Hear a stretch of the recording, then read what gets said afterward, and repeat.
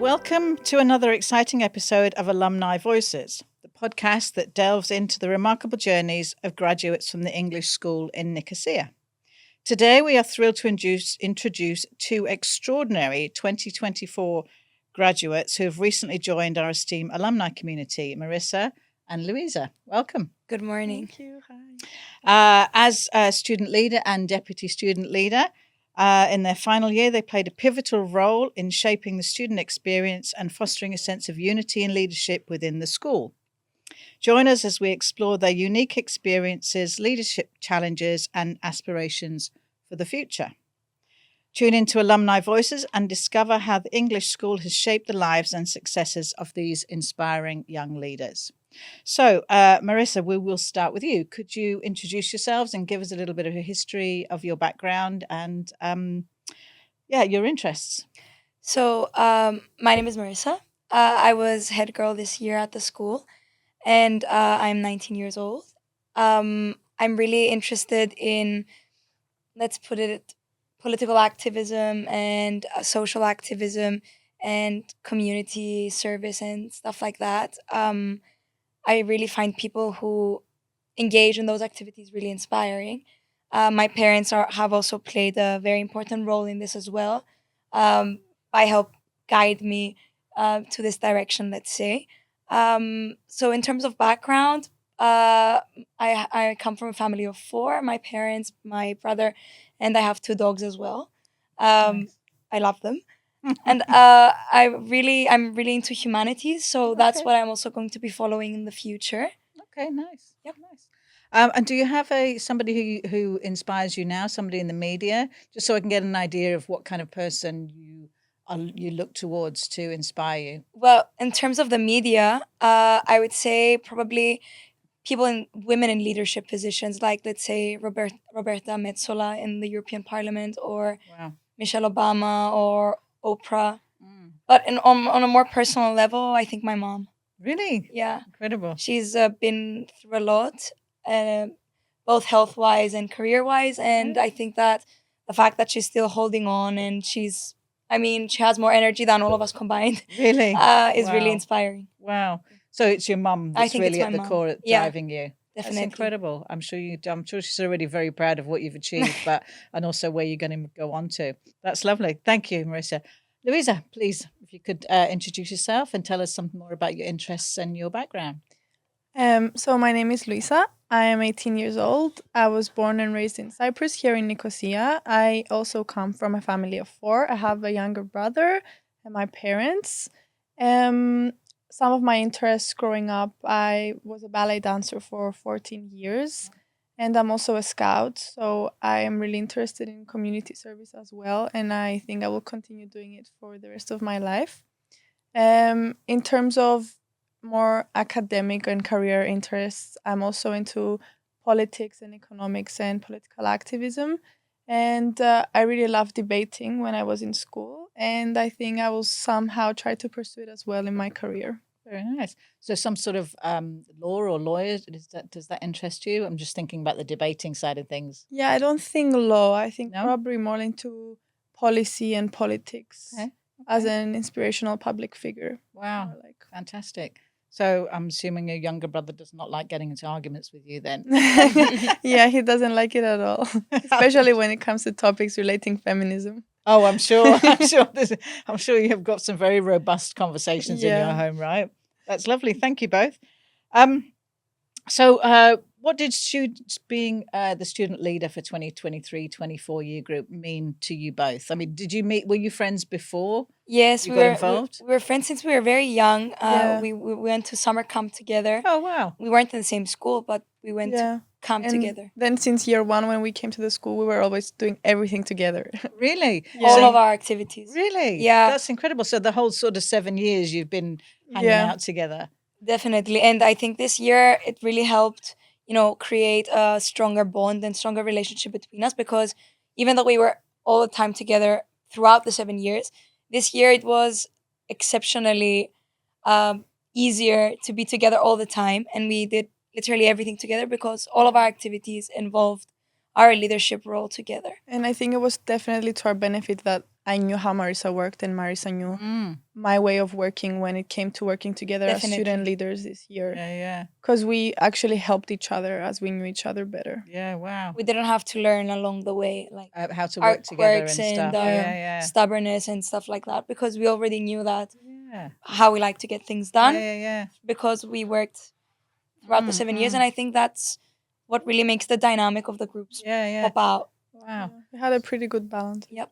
Do you think that relationship or the longevity of your relationship helped you in terms of moving things forward and making changes as student leaders for the school? Yeah, for sure. Yeah. But I mean, even with the other two boys that we weren't as close and had as many things in common like me and Marisa did, we still came really close. But the bond that me and Marisa had from before, knowing how each other worked and like how dynamic we both are, I think it really helped our team push things forward. It really did. Yeah, because amazing. with the boys, it just helped balance things out, because their style of work is very different to our style of work. Of course. So they helped, balance the dynamic of the group, and it was really good. I think the combination was amazing. Amazing. I have a vision in my head of you two at 11 years old jumping up and down on one of your beds going, we're going to rule the world. How are we going to do this? Yeah. That's pretty much that's exactly what I can see now. And now you two have gone on to do this, and I'm assuming your paths are going separate ways, which we will get into later. But I feel like that's the strength of your relationship is like, we're going to do this and we're going to do this together. That's incredible. That's incredible. Yeah. So, Louisa, explain to me, you talk about the boys. So explain to me the structure and the role of student leader at the school. Okay, so basically every year after the campaigns, 4 people get elected. We have the 2 student leaders, the head boy and the head girl, Marisa and Filhos we had this year, and the 2 deputies, which was me and George. Right. And the 4 student leaders, they work together as a team from once they get elected until the next academic year. And they have responsibilities over the student council, they have meetings with the board of management, with the headmaster, over organizing their graduating class and their year group. But generally, we are the 4 people that represent the student voice at the English school. Okay. So it's a big responsibility, but also it's something that we're really proud of. I'm sure. Yeah, for the whole year, you guys are standing on a bit of a pedestal and the one that the other students are looking up to. And so you must have to be very careful with everything that you do because you're on show, right? Yeah. You're always in the spotlight. Yeah. And I think that people have very high expectations of you to not crumble under pressure. And that's not just our students or our classmates. It comes from the teachers as well, because they say that since you assume such a big responsibility, it means that you have everything else in your life figured out. But that's not always the case. I mean, stuff needs to balance out. And putting you on a pedestal isn't necessarily always a good thing, because sometimes when people put you on a pedestal, you may tend to disappoint. And I think we didn't do that this year, but it's happened in the past. And I'm sure. And it's not the students' fault, I think. It's just all the pressure that's built up to these 4 people. And the English school is a huge school. We're more than 1,000 students. So, I mean, 4 people being actually sort of responsible for all these people and representing so many students is a big responsibility. It is. And that's why the pressure often can get to you. Yeah, it's very easy to. I'm sure. Did you enjoy that level of responsibility and being in the spotlight, or did you find it difficult? For me, it was a mini preview of how I want my life to look like in a few years, because definitely such roles, I think, are something that I'm very inclined to personally. So constantly being in the spotlight and working under pressure was really motivating to me personally, because I work really well under pressure, and I prefer working under pressure than having lots of time. So it was also something that I planned in my head meticulously over the past 7 years. So because it turned out exactly how I wanted it to be, it just motivated me further. And also the team was really helpful. Yeah. So if you have a good team, I mean, nothing can be achieved on your own. So since the team was so supportive and each one of us could work in their own separate way, but we could also work together. It also helped relieve a lot of the pressure. Of course. And how did you feel about the spotlight, Louisa? I think it was a very good experience. I definitely enjoyed it. I mean, I think both me and Marisa, it was something that we were thinking from a long time ago, having these roles in the school. And it definitely was a challenge balancing A levels and having all the spotlight and responsibilities this year. But it was also a nice preview of what prioritizing your life was like, whilst also being in a leadership role. So I definitely enjoyed it. I wouldn't change it. It was really rewarding. I can imagine. I'd just going back to you saying, you've been thinking about this and planning this for so many years, and then you've achieved it because it turned out exactly as you wanted. I mean, it's incredible that you had that drive, and for both of you, that drive to actually achieve that. Do you put that down to your family? Do you put that down to your school, or do you think that's an intrinsic thing in you as a character? I think for me it was developed while I was growing up. My family is always very motivating and very supportive. Right. And what they always say is, like, I remember when I was young, they bought me a magnet which says, if your dreams don't scare you, they're not big enough. So I've always had this idea of, planning something and trying to achieve it and working hard for it and setting goals, because I knew that I always had a really good support system from my family, and they always motivated me to achieve. Amazing. And I think that partly, I mean, my brother and I are in the same family, but people have different levels of drive and motivation and, let's say, inspiration.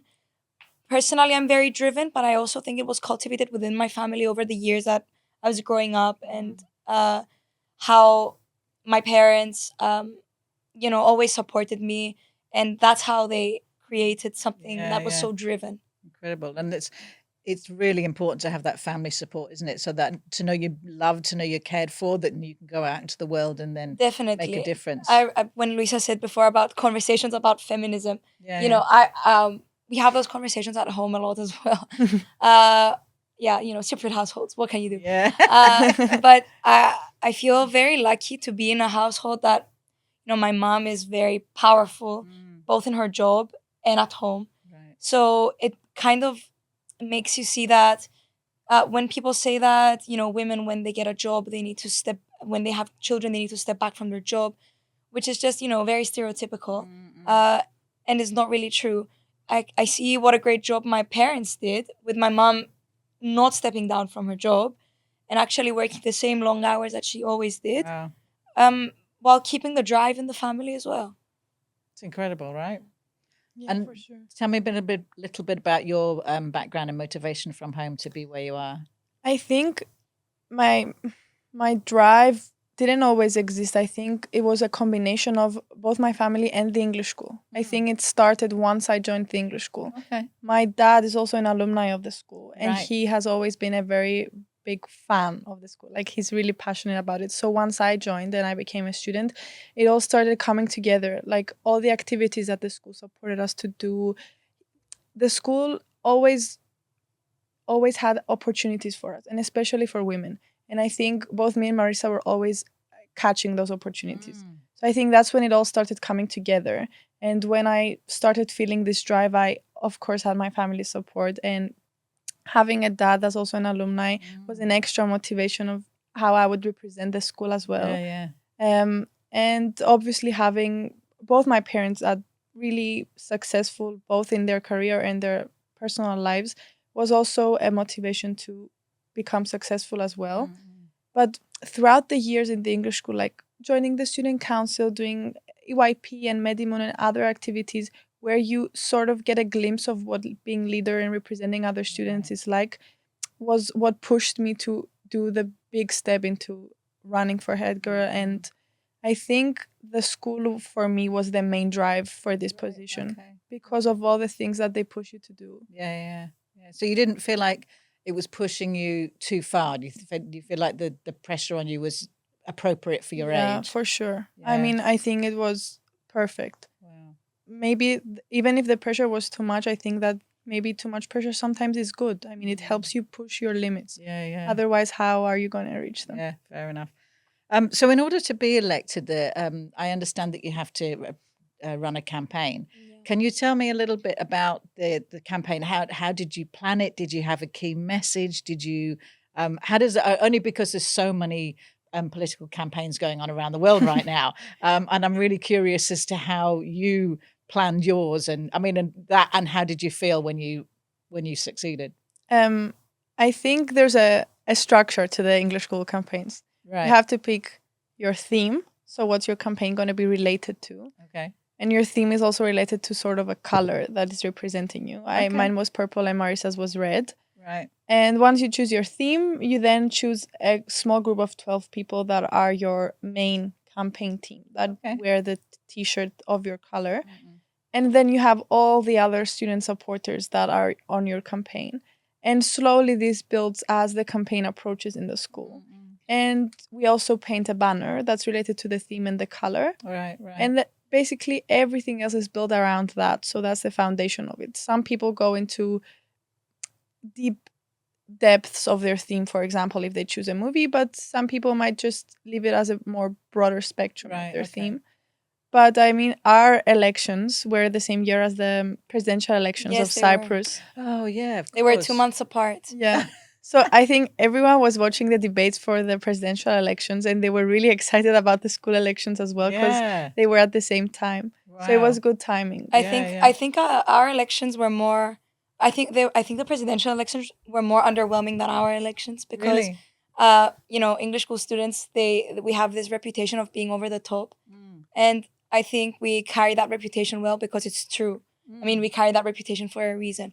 Our campaigns, all of them, were really over the top, insane preparation and planning and forward thinking. You had to write a speech. You need to deliver a speech in front of 600 people who are going to vote for you in the end. And you need it to be inspiring. And, it's difficult to inspire a group of people that sometimes you cannot necessarily relate to, especially with the age difference. I mean, we're in a school where the youngest student is 11 years old and the oldest student is 19 years old.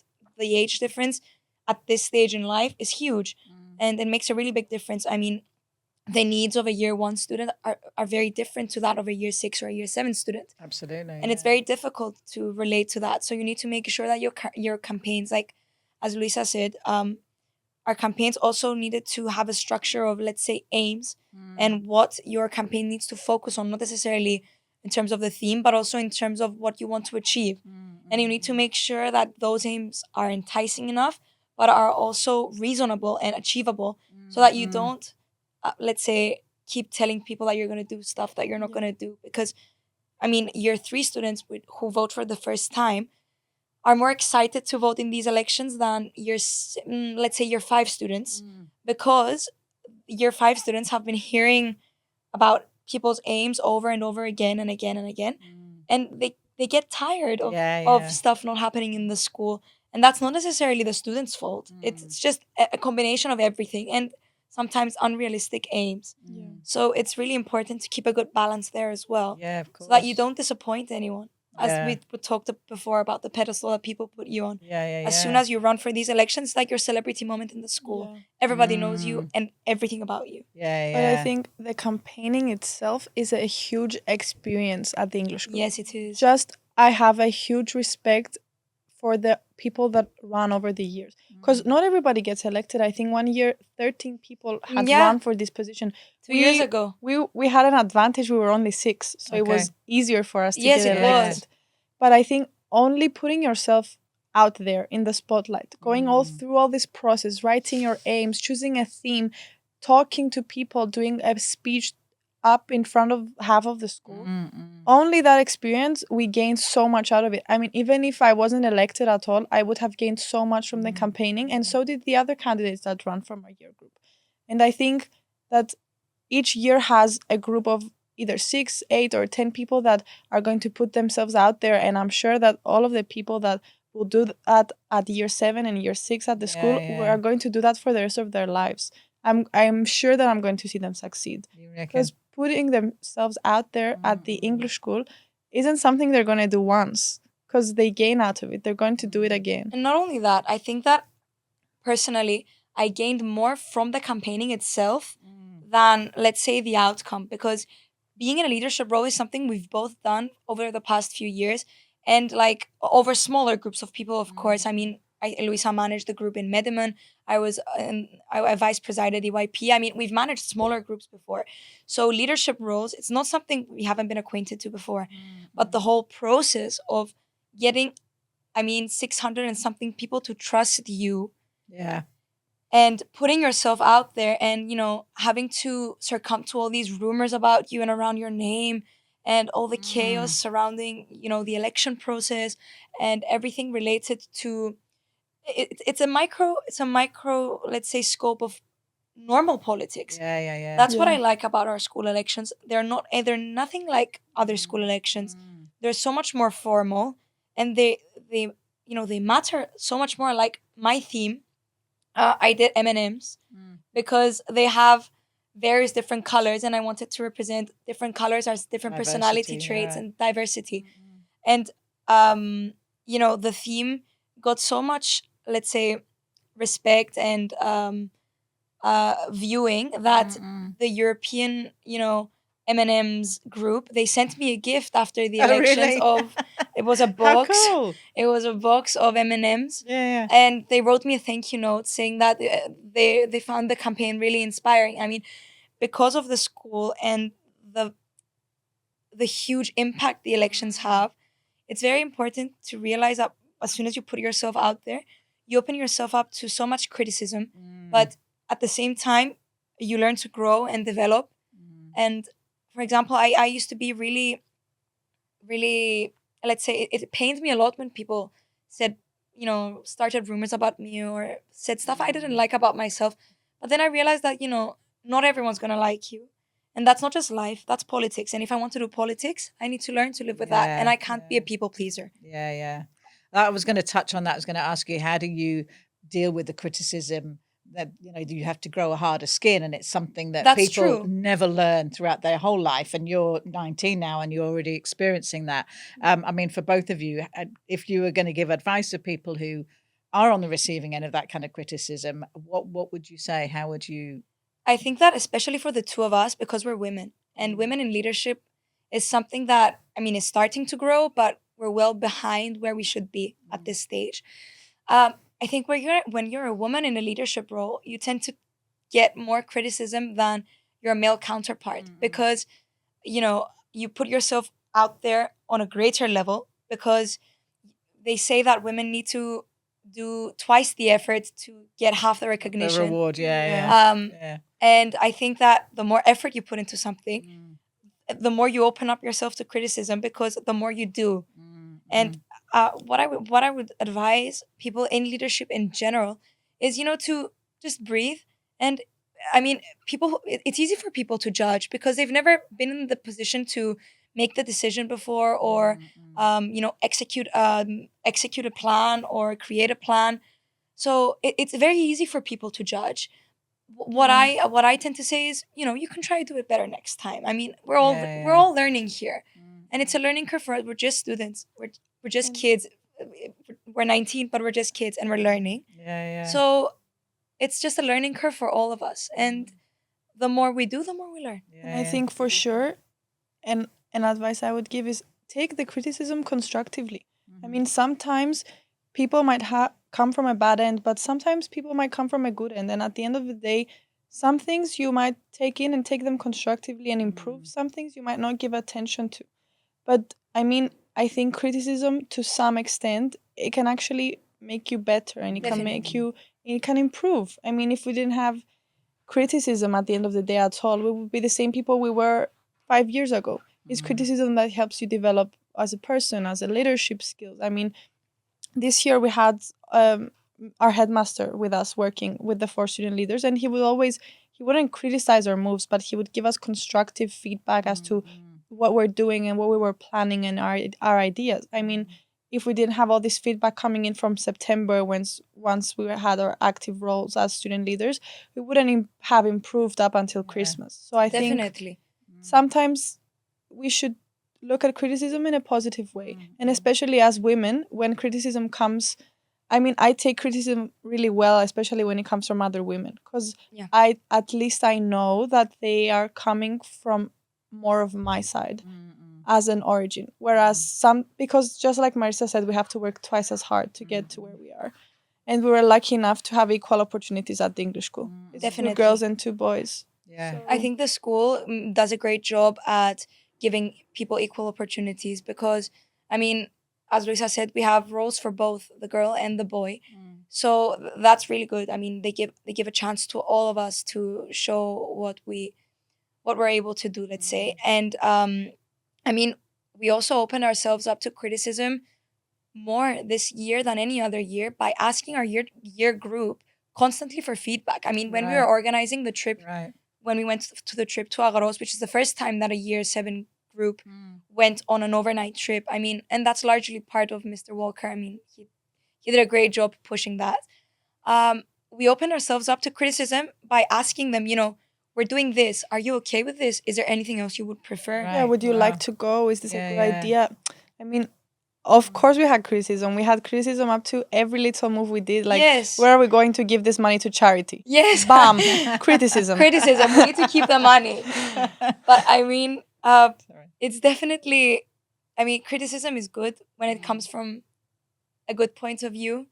But toxic criticism that comes from people who just want to see you melt down is just something that needs to be ignored. But another piece of advice I would give to people in leadership roles is to filter the good criticism from the bad criticism. Yeah, Use yeah. the good criticism to develop, because people who are going to give you a good criticism are normally the people who are going to give you a good piece of advice.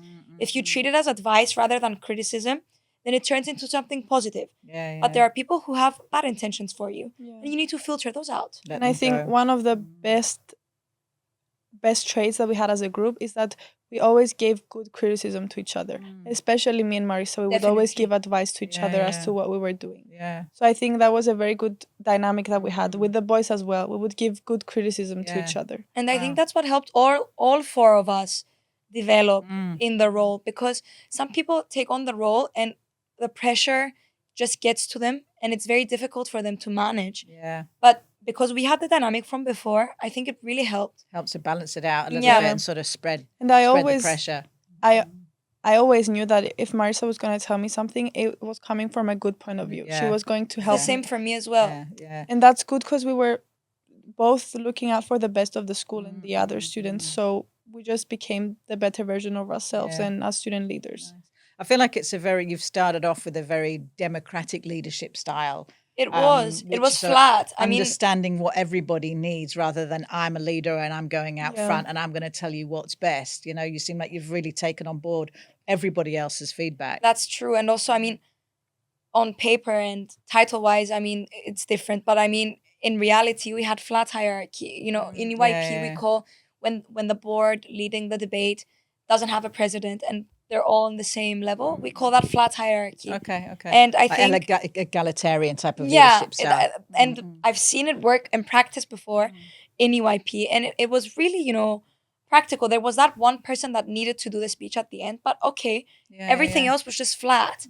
And I think we've tried to resemble that in the Good. leadership style Yeah, we yeah. had between ourselves, because Very nice. each one of the 4 of us is good at really different things. So let's say George was very good at organizing everything we couldn't. He could organize like Yeah.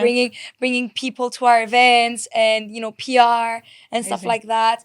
Philemon was always very relaxed, and he was a really calming presence because I knew that everything would fall into place.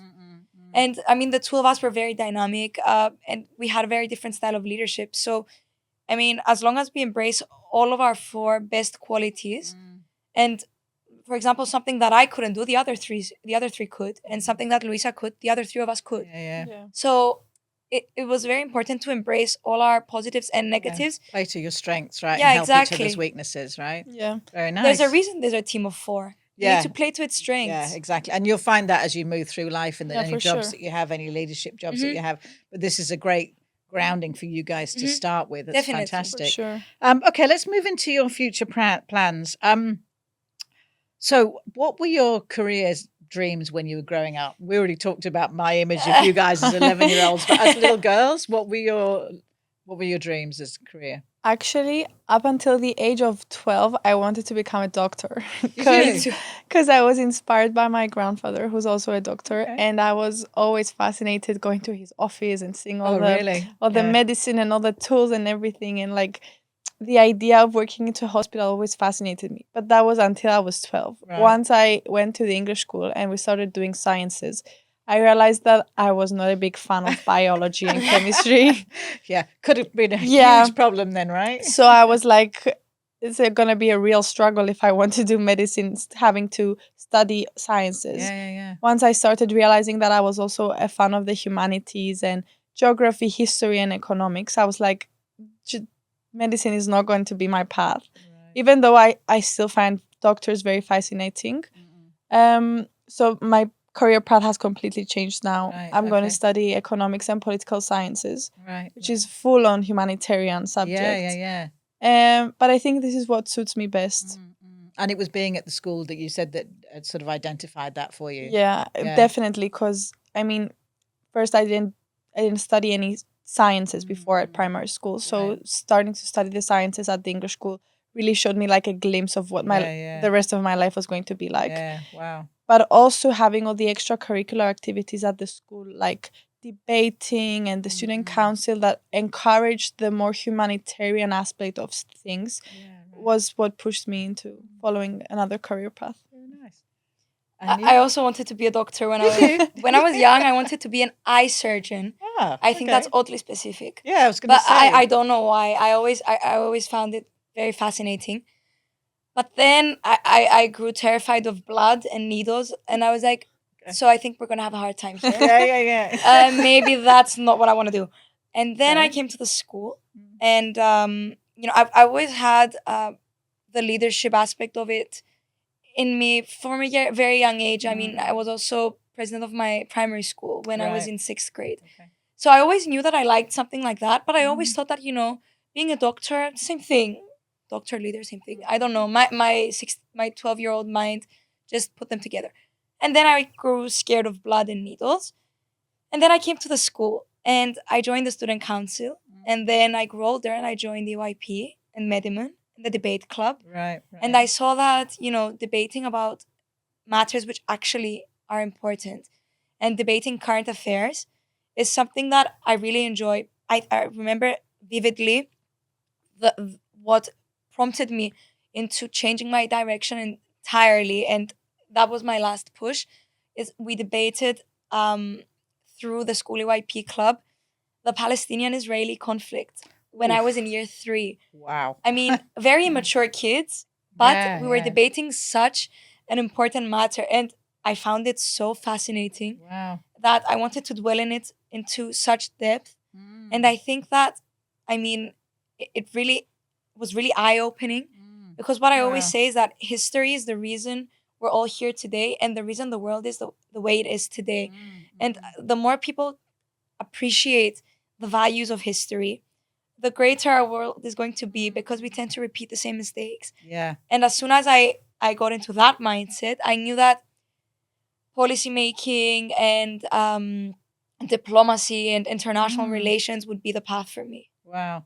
I can really see that now talking to you and how that came about. And for the pair of you, it's very clear now why you are where you are and your thought process. I think the school, I mean, my parents are not a huge fans of politics. And I think most people aren't nowadays because of the way politics has been structured and has been accumulated over the years, and corruption and constant criticism and being in the spotlight negatively all the time. But I mean, when it's something you love, you just don't care.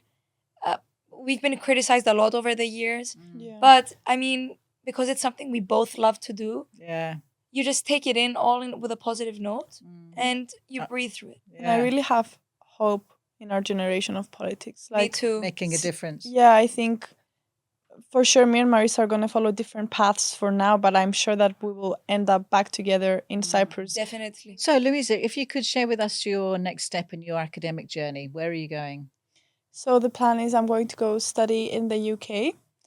And I'm going to do a course, Bachelor of Science in Economics and Politics. Very nice. The course is for 3 or 4 years, depending if I do a year abroad. And then I'm thinking either a master or a professional certification, but we'll see where it goes after the degree. So I'm leaving in September for the UK. Very nice. Um, Very nice. You excited? yeah, very much. Yeah. I think it's the perfect timing to leave from home. It's a new change, a new life, new experiences. Yeah. And I'm excited to learn more about politics, especially because economics I also studied in school, and I know more about because my dad's an economist as well. And I'm Okay. surrounded by more of economics knowledge, whereas I've never delved into deep political academic analysis. So I'm excited about that aspect as well. That's great. Fantastic. And Marisa, tell me, what are your plans? So I leave in 20 days to go to Canada. Oh, wow. I'm studying in Montreal at McGill University. Fantastic.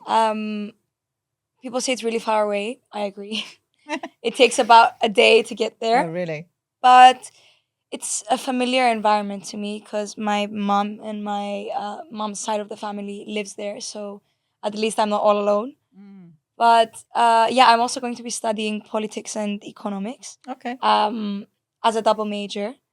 And I was lucky, here's as soon as you get to year 6 and year 7 and you look back at your years at the school, you realize how important the role of the school is in your future academic paths and the value of graduating from the English school. I mean, I always knew that it was a prestigious academic institution. My parents were telling me for so long. Everyone around me was telling me for so long.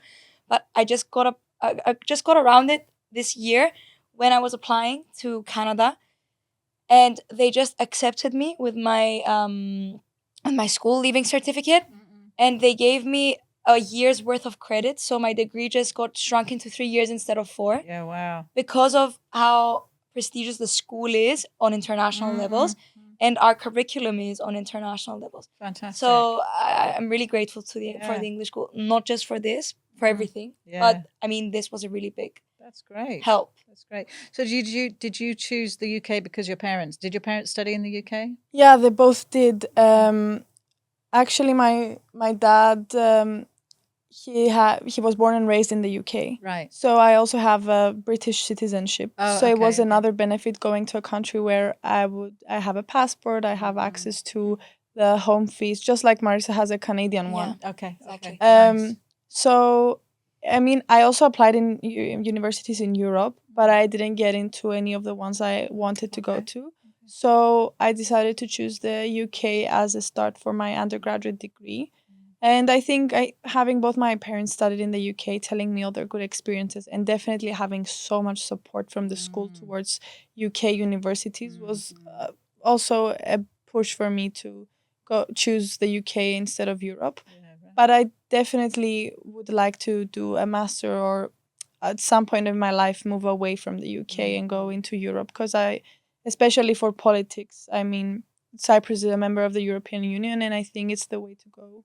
Europe for quite sure. a bit broader, isn't it? Yeah. Yeah. How are you going to cope with the lack of sunshine in the UK? and in Canada. I know in Canada it doesn't rain a lot. It's just Right. there's a lot of sun, but it's really cold. Right. Yeah. Okay. So I think going from 40 degrees to minus 40 degrees, Yeah, it's going to be an adjustment. But the sunshine, it's so positive, isn't it? Yes. And, whereas you don't have that kind of depression or the sad. Yeah. It was one of the reasons actually why I was considering Europe so much, that I had this fear in me that I was going to struggle with the change of weather and scenery so much. But I mean, the UK is such a familiar place for me because I have lots of family there as well. So I've always visited since I was young. So it's not like I'm going somewhere that I've never been before. It's going to be a huge shock to me. Like, fair enough. I've visited a lot before. I have family there. We have friends there. As I told you before, my dad was raised there, so it's a familiar place for him as well. So I think I will manage. Yeah. And do you have much experience in Canada? Yeah, we've been quite a few times before because my grandmother still lives there. Oh, okay. Nice. And I think that, the country is really similar to European countries. Sorry, my mistake. The city is very similar to European cities because Montreal is very French oriented because of the French settlers there, and the way that Canada has been part of the Commonwealth and an ex-British colony, let's say.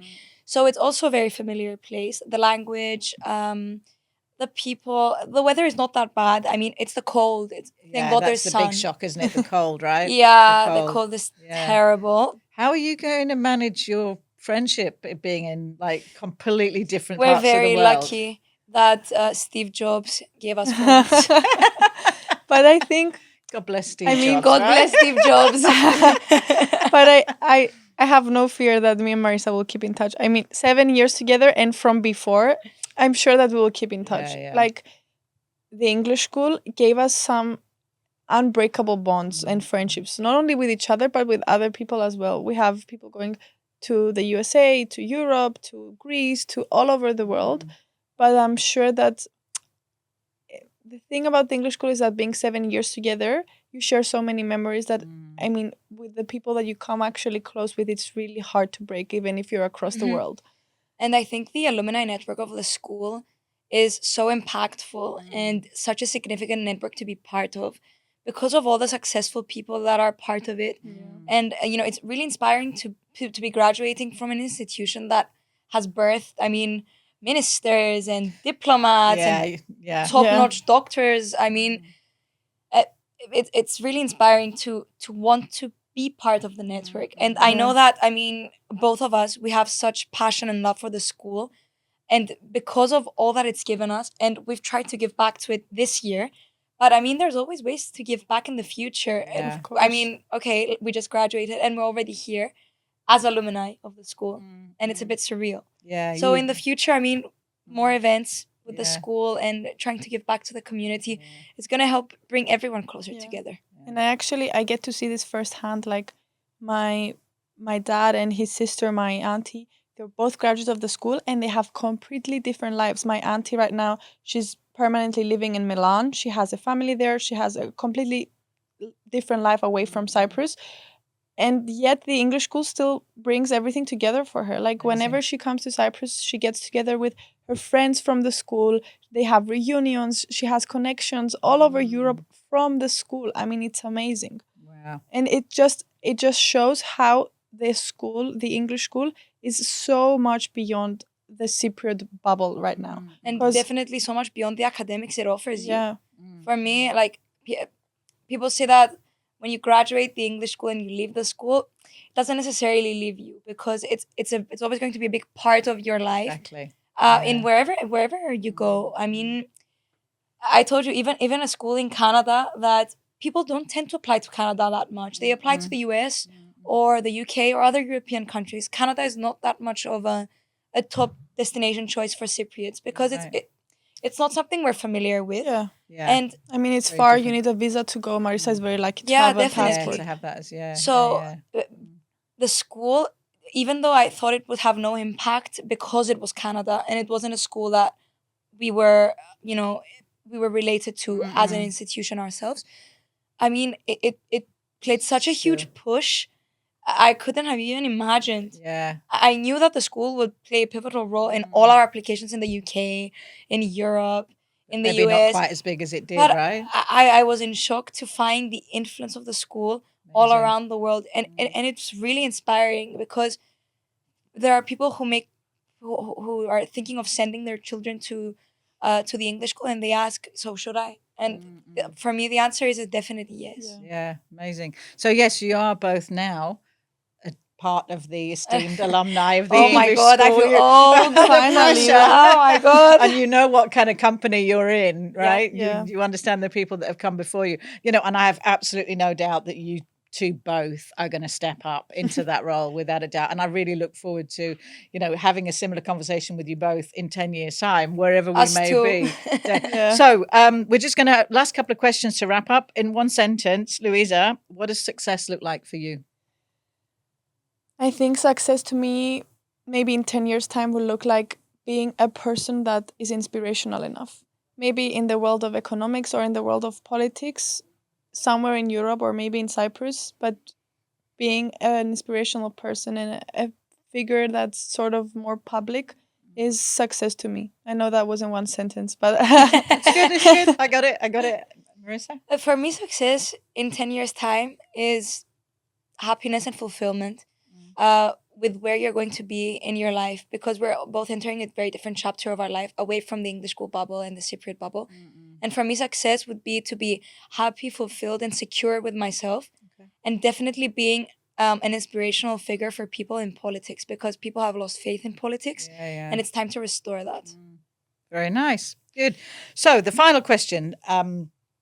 Oftentimes when you listen to interviews of successful people, they ask, what advice would you give to yourself when you first started out? So I'm going to flip that now and say, if you could give yourself some advice, your 29-year-old self, 28-year-old self, some advice or say something positive, what would you say to yourself as a 28-year-old woman? It can be personal or professional.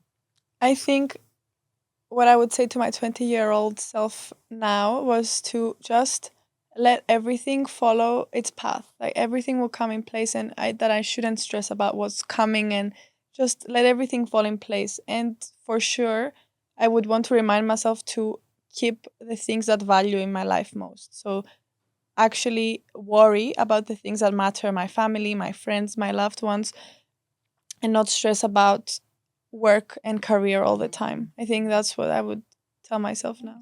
What do you think? For me, it would be to never lose the drive we once had. Like, because when you're 28 or 29, you're almost in your 30s, and again, life changes for you, because people have different expectations from you when you're in your 30s. I don't necessarily agree with that, but people tend to think that as soon as you turn 30, you have to marry or have children. For me, it would be to never lose the motivation and drive I once had when I was young, and I once had when I was a teenager.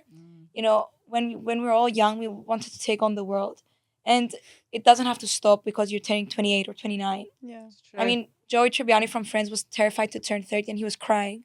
So I don't want to be that. I never want to lose the drive that I have now, and the spark. And I definitely, when we're 28, I want to see us both being at the highest that we can when I we're agree. at that age. To be at the peak of the career. I agree. I don't think 28 is going to be your peak. I think you guys are going to peak and keep no, growing. I mean, the peak that we can be at 28. Best you can be. The best we can be. Yeah. Because I know we can both be really good at what we do. And I think both of us, over the 7 years, we've tried to be the best versions of ourselves.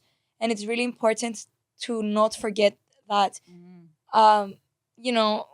people in your life change and you change, but it's always important to think that you need to be the best version of yourself for yourself. And every day become better and improve. And because that's really important, not to just keep being flat at the same level. We just have to keep improving. You take in the positive criticism, you grow, you develop, and you become the best version of yourself. Every day you change. And I think me and Marisa and the student leaders that we were this year, it's the reason that I have so much faith and hope into the next generation of politics that's to come in Europe and in Cyprus for sure. Because just like us, there are many other people a bit older and younger than us in our age that are the same. And the next generation of future student leaders in the school as well. I think they have just as much as drive as we do. Amazing. I'm really hopeful in our year 6 and year 7. I mean, us and the younger year that were able to actually vote in the elections. I'm really hopeful because they've been really active in their actual elections. I mean, the parliamentary ones we just had. And it's really, really encouraging to see young people restoring their faith in politics. Because, absolutely. I mean, not voting is a passive way to, let's say, denounce the system. But nothing changes when you don't vote. So as long as you take your own future in your hands, it's the definition of change. And I'm really hopeful for us as a year group and the younger ones as well. Fantastic. Well, I have no doubt that you will influence the political landscape, the pair of you, and powerful women leaders in the future. Together. So together apart, coming together. Gosh, you two as a force together. They just, I'm very excited to follow both of your careers. And thank you again for your time today. Thank you. Thank you so much for having us. Sharing it with us. It's been incredible. So as we close, let's extend our heartfelt gratitude to our 2 recent graduates for their insights and reflections on their time as student leader and deputy student leader at the school. So as always, just if you want to get in touch with us at Alumni Voices, you can follow the email address at the bottom of this thread. And yeah, I hope you two have also enjoyed listening to this interview with Marisa and Louisa. Thank you very much. Thank you so much.